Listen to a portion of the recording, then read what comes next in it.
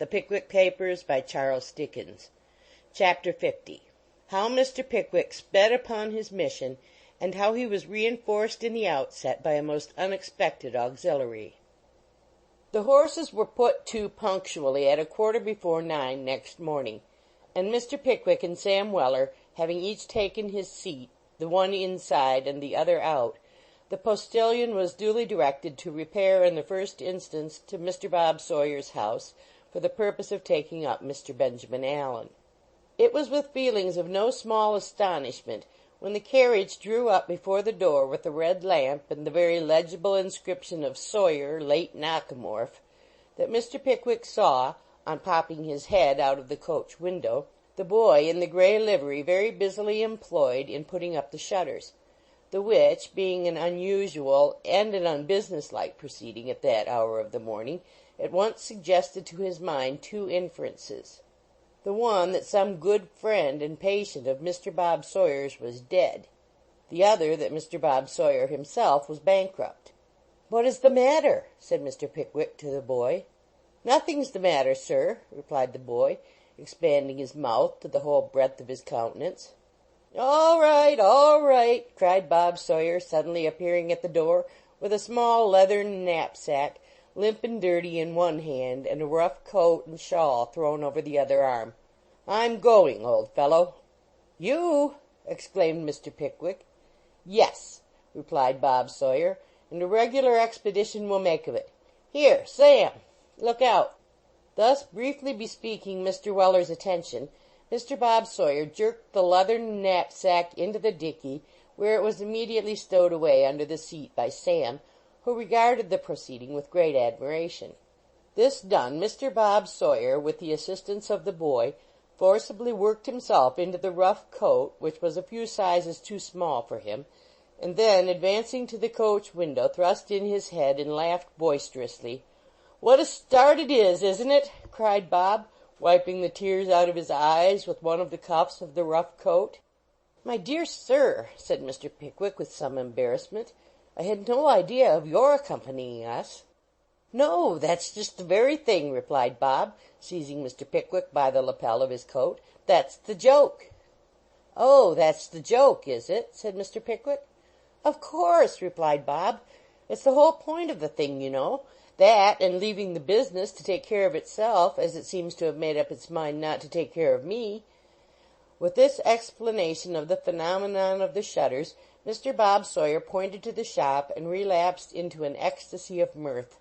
"Bless me, you are surely not mad enough to think of leaving your patients without anybody to attend them," remonstrated Mr. Pickwick in a very serious tone. "Why not?" asked Bob in reply. "I shall save by it, you know. None of them ever pay. Besides," said Bob, lowering his voice to a confidential whisper, "they will be all the better for it. For being nearly out of drugs, and not able to increase my account just now, I should have been obliged to give them calomel all around, and it would have been certain to have disagreed with some of them, so it's all for the best." There was a philosophy and a strength of reasoning about this reply which Mr. Pickwick was not prepared for. He paused a few moments, and added, less firmly than before, "But this chaise, my young friend, will only hold two, and I am pledged to Mr. Allen." "Don't think of me for a minute," replied Bob. "I've arranged it all. Sam and I will share the dickey between us. Look here. This little bill is to be wafered on the shop door. Sawyer, late Nockemorf, inquire of Mrs. Cripps over the way. Mrs. Cripps is my boy's mother. Mr. Sawyer's very sorry, says Mrs. Cripps. Couldn't help it. Fetched away early this morning to a consultation of the very first surgeons in the country. Couldn't do without him. Would have him at any price. Tremendous operation. The fact is," said Bob, in conclusion, "it'll do me more good than otherwise, I expect. If it gets into one of the local papers, it will be the making of me. Here's Ben. Now then, jump in." With these hurried words, Mr. Bob Sawyer pushed the postboy on one side, jerked his friend into the vehicle, slammed the door, put up the steps, wafered the bill on the street door, locked it, put the key in his pocket, jumped into the dickey, gave the word for starting, and did the whole with such extraordinary precipitation that before Mr. Pickwick had well begun to consider whether Mr. Bob Sawyer ought to go or not, they were rolling away with Mr. Bob Sawyer thoroughly established as part and parcel of the equipage. So long as their progress was confined to the streets of Bristol, the facetious Bob kept his professional green spectacles on and conducted himself with becoming steadiness and gravity of demeanor, merely giving utterance to divers verbal witticisms for the exclusive behoof and entertainment of Mr. Samuel Weller.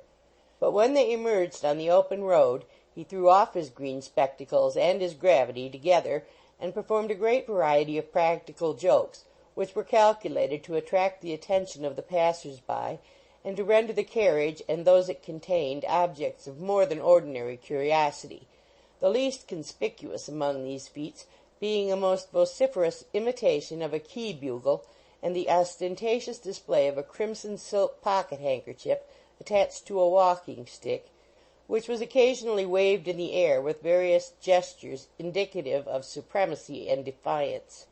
"I wonder," said Mr. Pickwick, stopping in the midst of a most sedate conversation with Ben Allen, bearing reference to the numerous good qualities of Mr. Winkle and his sister, "I wonder what all the people we pass can see in us to make them stare so."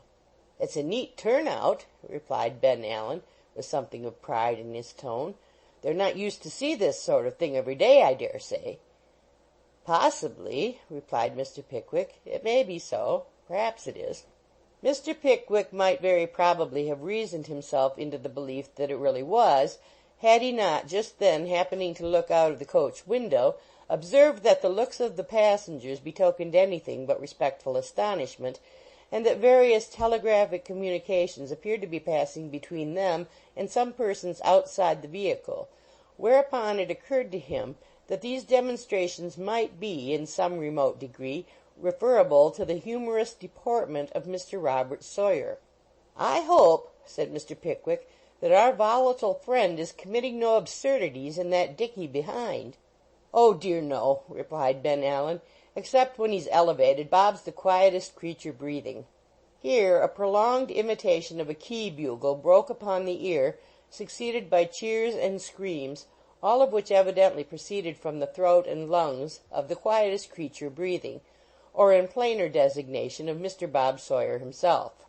Mr. Pickwick and Mr. Ben Allen looked expressively at each other, and the former gentleman, taking off his hat and leaning out of the coach window until nearly the whole of his waistcoat was outside it, was at length enabled to catch a glimpse of his facetious friend. Mr. Bob Sawyer was seated, not in the dickey, but on the roof of the chaise, with his legs as far asunder as they would conveniently go, wearing Mr. Samuel Weller's hat on one side of his head, and bearing in one hand a most enormous sandwich, while in the other he supported a goodly-sized case-bottle, to both of which he applied himself with intense relish, varying the monotony of the occupation by an occasional howl or the interchange of some lively badinage with any passing stranger. The crimson flag was carefully tied in an erect position to the rail of the dickey, and Mr. Samuel Weller, decorated with Bob Sawyer's hat, was seated in the center thereof, discussing a twin sandwich with an animated countenance, the expression of which betokened his entire and perfect approval of the whole arrangement. This was enough to irritate a gentleman with Mr. Pickwick's sense of propriety, but it was not the whole extent of the aggravation, for a stage-coach, full, inside and out, was meeting them at the moment, and the astonishment of the passengers was very palpably evinced. The congratulations of an Irish family, too, who were keeping up with the chase, and begging all the time, were of rather boisterous description, especially those of its male head, who appeared to consider the display as part and parcel of some political or other procession of triumph. "Mr. Sawyer!" cried Mr. Pickwick in a state of great excitement. "Mr. Sawyer, sir!" "Hullo!" responded that gentleman, looking over the side of the chaise with all the coolness in life. "Are you mad, sir?" demanded Mr. Pickwick. "Not a bit of it," replied Bob. "Only cheerful." "Cheerful, sir!" ejaculated Mr. Pickwick. "Take down that scandalous red handkerchief, I beg, I insist, sir. Sam, take it down." Before Sam could interpose, Mr. Bob Sawyer gracefully struck his colors, and having put them in his pocket, nodded in a courteous manner to Mr. Pickwick, wiped the mouth of the case bottle, and applied it to his own, thereby informing him, without any unnecessary waste of words, that he devoted that draught to wishing him all manner of happiness and prosperity. Having done this, Bob replaced the cork with great care, and looking benignantly down on Mr. Pickwick, took a large bite out of the sandwich and smiled. "Come," said Mr. Pickwick, whose momentary anger was not quite proof against Bob's immovable self-possession, "pray let us have no more of this absurdity." "Oh, no," replied Bob, once more exchanging hats with Mr. Weller. "I didn't mean to do it, only I got so enlivened with the ride that I couldn't help it." "Think of the look of the thing," expostulated Mr. Pickwick. "Have some regard to appearances." "Oh, certainly," said Bob. "It's not the sort of thing at all. All over, governor." Satisfied with this assurance, Mr. Pickwick once more drew his head into the chaise and pulled up the glass. But he had scarcely resumed the conversation which Mr. Bob Sawyer had interrupted, when he was somewhat startled by the apparition of a small dark body of an oblong form on the outside of the window, which gave sundry taps against it as if impatient of admission. "What's this?" exclaimed Mr. Pickwick. "It looks like a case bottle," remarked Ben Allen, eyeing the object in question through his spectacles with some interest. "I rather think it belongs to Bob." The impression was perfectly accurate, for Mr. Bob Sawyer, having attached the case bottle to the end of the walking stick, was battering the window with it in token of his wish that his friends inside would partake of its contents in all good fellowship and harmony. "What's to be done?" said Mr. Pickwick, looking at the bottle. "This proceeding is more absurd than the other." "I think it would be best to take it in," replied Mr. Ben Allen. "It would serve him right to take it in and keep it, wouldn't it?" "It would," said Mr. Pickwick. "Shall I?" "I think it the most proper course we could possibly adopt," replied Ben. This advice quite coinciding with his own opinion, Mr. Pickwick gently let down the window and disengaged the bottle from the stick, upon which the latter was drawn up, and Mr. Bob Sawyer was heard to laugh heartily. "What a merry dog it is," said Mr. Pickwick, looking round at his companion with the bottle in his hand. "He is," said Mr. Allen. "You cannot possibly be angry with him," remarked Mr. Pickwick. "Quite out of the question," observed Benjamin Allen. During this short interchange of sentiments, Mr. Pickwick had, in an abstracted mood, uncorked the bottle. "What is it?" inquired Ben Allen carelessly. "I don't know," replied Mr. Pickwick with equal carelessness. "It smells, I think, like milk punch." "Oh, indeed," said Ben. "I think so," rejoined Mr. Pickwick, very properly guarding himself against the possibility of stating an untruth. "Mind, I could not undertake to say certainly without tasting it." "You had better do so," said Ben. "We may as well know what it is." "Do you think so?" replied Mr. Pickwick. "Well, if you are curious to know, of course I have no objection."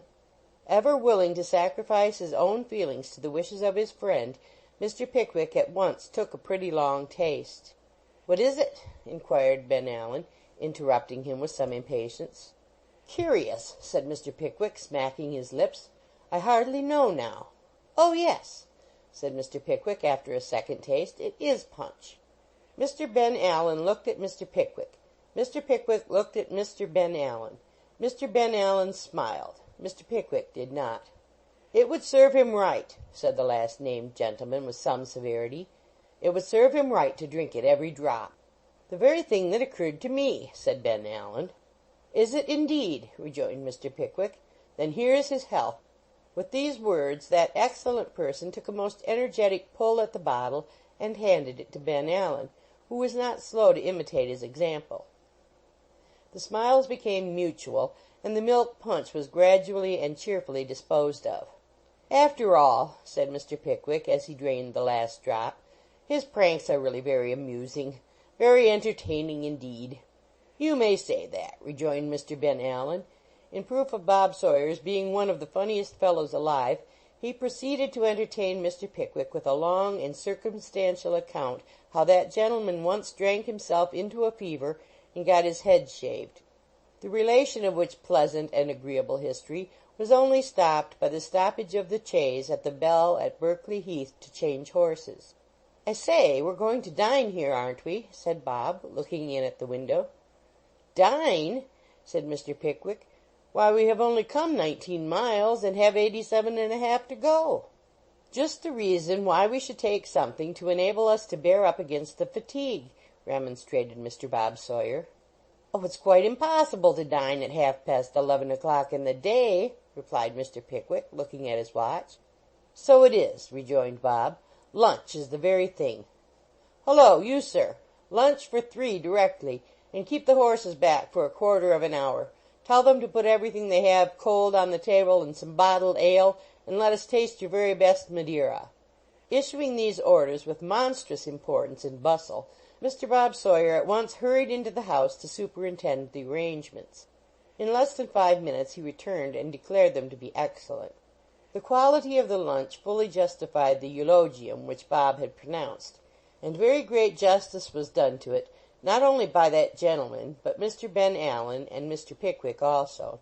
Under the auspices of the three, the bottled ale and the Madeira were promptly disposed of, and when, the horses being once more put to, they resumed their seats, with the case bottle full of the best substitute for milk punch that could be procured on so short a notice, the key bugle sounded and the red flag waved without the slightest opposition on Mr. Pickwick's part. At the Hop Pole at Tewkesbury they stopped to dine, upon which occasion there was more bottled ale, with some more Madeira, and some port besides. And here the case bottle was replenished for the 4th time. Under the influence of these combined stimulants, Mr. Pickwick and Mr. Ben Allen fell fast asleep for 30 miles, while Bob and Mr. Weller sang duets in the dickey. It was quite dark when Mr. Pickwick roused himself sufficiently to look out of the window. The straggling cottages by the roadside, the dingy hue of every object visible, the murky atmosphere, the paths of cinders and brick dust, the deep red glow of furnace fires in the distance, the volumes of dense smoke issuing heavily forth from high, toppling chimneys, blackening and obscuring everything around, the glare of distant lights, the ponderous wagons which toiled along the road, laden with clashing rods of iron or piled with heavy goods, all betokened their rapid approach to the great working town of Birmingham. As they rattled through the narrow thoroughfares leading to the heart of the turmoil, the sights and sounds of earnest occupation struck more forcibly on the senses. The streets were thronged with working people. The hum of labor resounded from every house. Lights gleamed from the long casement windows in the attic stories, and the whirl of wheels and noise of machinery shook the trembling walls. The fires, whose lurid, sullen light had been visible for miles, blazed fiercely up in the great works and factories of the town. The din of hammers, the rushing of steam, and the dead, heavy clanking of engines was the harsh music which arose from every quarter. The postboy was driving briskly through the open streets and past the handsome and well-lighted shops that intervene between the outskirts of the town and the old Royal Hotel, before Mr. Pickwick had begun to consider the very difficult and delicate nature of the commission which had carried him thither. The delicate nature of this commission and the difficulty of executing it in a satisfactory manner were by no means lessened by the voluntary companionship of Mr. Bob Sawyer. Truth to tell, Mr. Pickwick felt that his presence on the occasion, however considerate and gratifying, was by no means an honor he would willingly have sought. In fact, he would cheerfully have given a reasonable sum of money to have had Mr. Bob Sawyer removed to any place at not less than 50 miles distance without delay. Mr. Pickwick had never held any personal communication with Mr. Winkle senior, although he had once or twice corresponded with him by letter, and returned satisfactory answers to his inquiries concerning the moral character and behavior of his son. He felt nervously sensible that to wait upon him for the first time, attended by Bob Sawyer and Ben Allen, both slightly fuddled, was not the most ingenious and likely means that could have been hit upon to prepossess him in his favor. "However," said Mr. Pickwick, endeavoring to reassure himself, "I must do the best I can. I must see him tonight, for I faithfully promised to do so.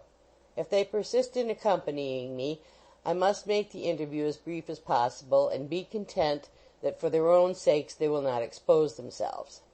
As he comforted himself with these reflections, the chaise stopped at the door of the Old Royal. Ben Allen, having been partially awakened from a stupendous sleep and dragged out by the collar by Mr. Samuel Weller, Mr. Pickwick was enabled to alight. They were shown to a comfortable apartment, and Mr. Pickwick at once propounded a question to the waiter concerning the whereabout of Mr. Winkle's residence. "Close by, sir," said the waiter. "Not above 500 yards, sir. Mr. Winkle is a wharfinger, sir, at the canal, sir. Private residence is not, oh dear, no, sir, not 500 yards, sir." Here the waiter blew a candle out, and made a feint of lighting it again, in order to afford Mr. Pickwick an opportunity of asking any further questions if he felt so disposed. "Take anything now, sir?" said the waiter, lighting the candle in desperation at Mr. Pickwick's silence. "Tea or coffee, sir? Dinner, sir?" "Nothing now." "Very good, sir. Like to order supper, sir?" "Not just now." "Very good, sir." Here he walked slowly to the door, and then, stopping short, turned round, and said with great suavity, "Shall I send the chambermaid, gentlemen?" "You may, if you please," replied Mr. Pickwick. "If you please, sir." "And bring some soda water," said Bob Sawyer. "Soda water, sir. Yes, sir." With his mind apparently relieved from an overwhelming weight by having at last got an order for something, the waiter imperceptibly melted away. Waiters never walk or run. They have a peculiar and mysterious power of skimming out of rooms which other mortals possess not. Some slight symptoms of vitality having been awakened in Mr. Ben Allen by the soda water, he suffered himself to be prevailed upon to wash his face and hands, and to submit to be brushed by Sam. Mr. Pickwick and Bob Sawyer, having also repaired the disorder which the journey had made in their apparel, the three started forth, arm in arm, to Mr. Winkle's, Bob Sawyer impregnating the atmosphere with tobacco smoke as he walked along. About a quarter of a mile off, in a quiet, substantial-looking street, stood an old red brick house with 3 steps before the door, and a brass plate upon it, bearing, in fat Roman capitals, the words "Mr. Winkle." The steps were very white, and the bricks were very red, and the house was very clean, and here stood Mr. Pickwick, Mr. Benjamin Allen, and Mr. Bob Sawyer as the clock struck 10. A smart servant girl answered the knock, and started on beholding the 3 strangers. "Is Mr. Winkle at home, my dear?" inquired Mr. Pickwick. "He is just going to supper, sir," replied the girl. "Give him that card, if you please," rejoined Mr. Pickwick. "Say I am sorry to trouble him at so late an hour, but I am anxious to see him tonight, and have only just arrived." The girl looked timidly at Mr. Bob Sawyer, who was expressing his admiration of her personal charms by a variety of wonderful grimaces, and casting an eye at the hats and greatcoats which hung in the passage, called another girl to mind the door while she went upstairs. The sentinel was speedily relieved, for the girl returned immediately, and begging pardon of the gentlemen for leaving them in the street, ushered them into a floor-clothed back parlor, half office and half dressing-room, in which the principal useful and ornamental articles of furniture were a desk, a wash-hand stand and shaving-glass, a boot-rack and boot-jack, a high stool, 4 chairs, a table, and an old 8-day clock.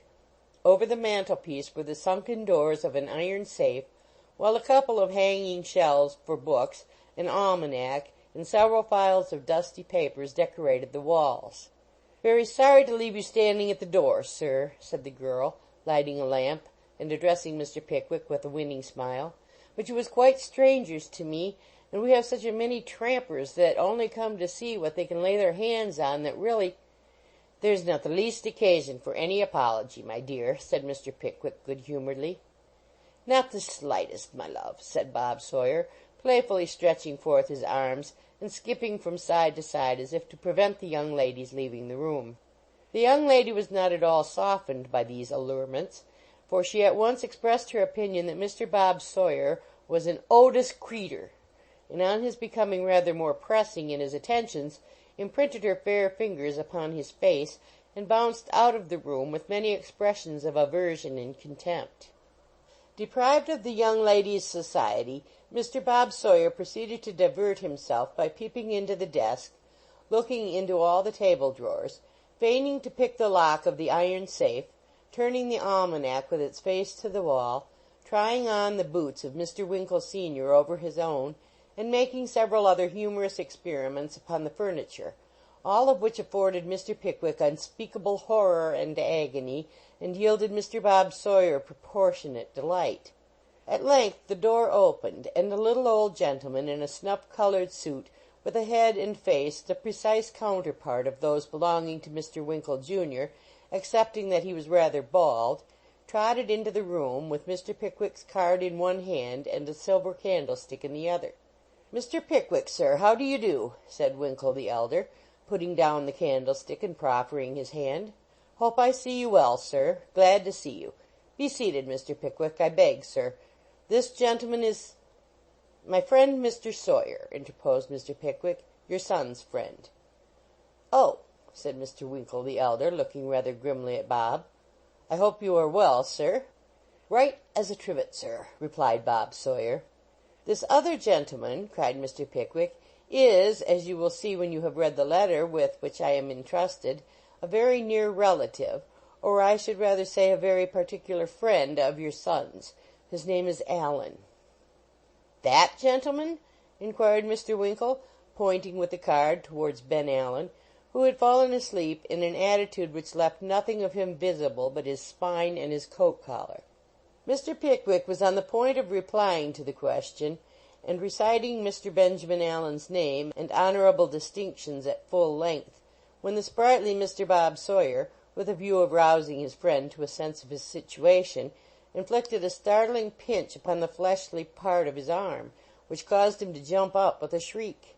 Suddenly aware that he was in the presence of a stranger, Mr. Ben Allen advanced, and shaking Mr. Winkle most affectionately by both hands for about 5 minutes, murmured in some half-intelligible fragments of sentences the great delight he felt in seeing him, and a hospitable inquiry whether he felt disposed to take anything after his walk, or would prefer waiting till dinner-time.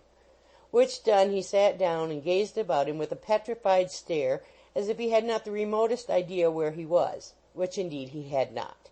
All this was most embarrassing to Mr. Pickwick, the more especially as Mr. Winkle senior evinced palpable astonishment at the eccentric, not to say extraordinary, behavior of his two companions.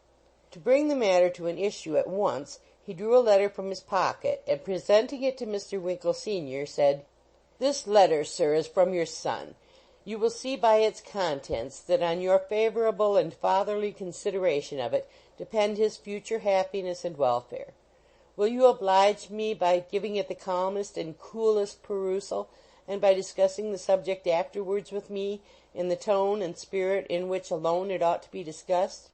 You may judge of the importance of your decision to your son, and his intense anxiety upon the subject, by my waiting upon you without any previous warning at so late an hour, and," added Mr. Pickwick, glancing slightly at his two companions, "and under such unfavorable circumstances."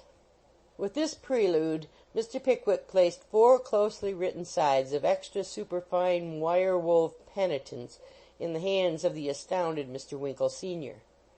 Then, reseating himself in his chair, he watched his looks and manner, anxiously, it is true, but with the open front of a gentleman who feels he has taken no part which he need excuse or palliate.